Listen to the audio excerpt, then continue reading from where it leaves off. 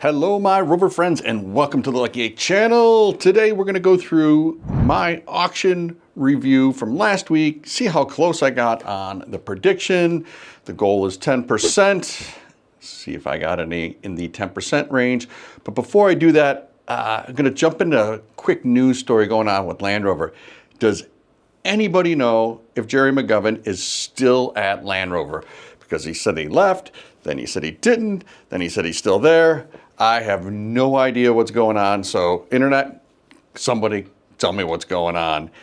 And another interesting thing, I was down with the Northeast Land Rover Club a couple weeks ago doing their pizza expedition. That video is going to come out, I think, next week or maybe the first week in January. I ran into an abandoned D2 that was just left there, and this bumper job was amazing. It reminded me of the old Bautorf bumpers. I don't know if you guys, some of you know who I'm talking about, some of you don't, and be thankful you don't, because lots of people never got the bumpers that they ordered. So if you're looking for a Bautorf version 3, there's one in Connecticut for you.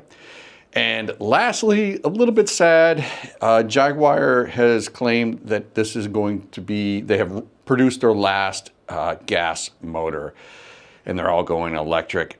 I think we're going to see a change of heart on that. I think we're going to start to see maybe some hybrids, which is great, especially if they're doing like electric turbo, stuff like that, and not the old EV plug-in kind of stuff.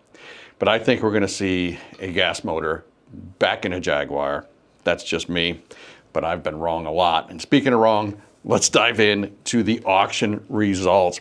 First one up was a Defender 300 TDI, a gazillion miles. I think it had like 230,000 miles on it. It was a great Defender. The bones were there, but the inside didn't have a lot to offer. It was right-hand drive. My number was 21,000. And it went for $25,750. I was off by about 18%. You just never know, man. All I can say is keep it clean and get it listed. All right, Range Rover Classic long wheelbase. My least favorite Land Rover product. I don't know why. It just doesn't tickle my fancy at all. I do like the soft dash version that the 95 has because it feels more like a disco. And my prediction was it was going to go for $31K. This thing was absolutely beautiful. It pulled $28.50. Winner, 8% there. Next up was a first edition Octa. So this Octa had the carbon seats and all the carbon trim, plus the ridiculous 650 horsepower motor. And it came with the Octa wheels that everybody loves.